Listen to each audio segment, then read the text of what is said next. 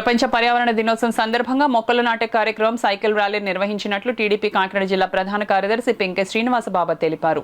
ప్రపంచ పర్యావరణ దినోత్సవం సందర్భంగా మొక్కలు నాటే కార్యక్రమం సైకిల్ ర్యాలీ నిర్వహించిన పింకె శ్రీనివాసబాబా ఆంధ్రప్రదేశ్ రాష్ట్ర ముఖ్యమంత్రి నారా చంద్రబాబు నాయుడు ఆదేశాల మేరకు ప్రపంచ పర్యావరణ దినోత్సవాన్ని పురస్కరించుకుని ఏపీఎస్పీ హైస్కూల్ ప్రాంగణంలో కాకినాడ జిల్లా టీడీపీ ప్రధాన కార్యదర్శి పింకె శ్రీనివాసబాబా ఆధ్వర్యంలో మొక్కలు నాటే కార్యక్రమం ఘనంగా నిర్వహించబడింది. పర్యావరణ పరిరక్షణపై ప్రజల్లో అవగాహన పెంపొందించడం, భావితరాలకు స్వచ్ఛమైన వాతావరణాన్ని అందించాలనే లక్ష్యంతో ఈ కార్యక్రమాన్ని నిర్వహించారు. ఈ సందర్భంగా పాఠశాల ప్రాంగణంలో వివిధ రకాల మొక్కలను నాటి వాటి సంరక్షణకు అవసరమైన సూచనలు చేశారు. అనంతరం రమణయ్యపేట గ్రామస్తులు, యువత, పార్టీ నాయకులు మరియు కార్యకర్తలతో కలిసి సైకిల్ ర్యాలీ నిర్వహించారు.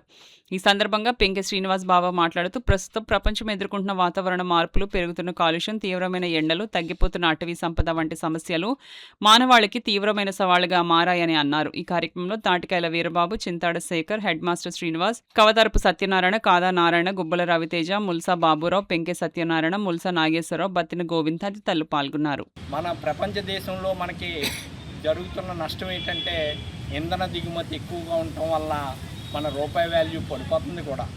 దాన్ని పెంచుకోవాలి అంటే మనం కూడా సైకిల్ వినియోగం దాంట్లో భాగంగా మనం ఎలక్ట్రికల్ సైకిల్ కూడా వాడుకోవచ్చు.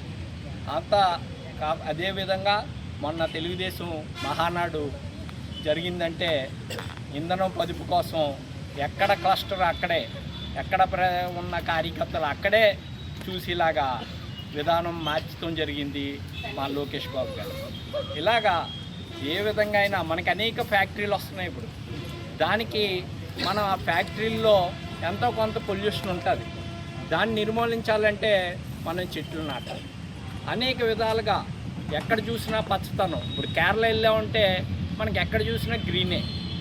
అలాంటి పచ్చదనం మనం కూడా నీరు కొలత రాకుండా ముందు మనకి పోలవరం వస్తుంది.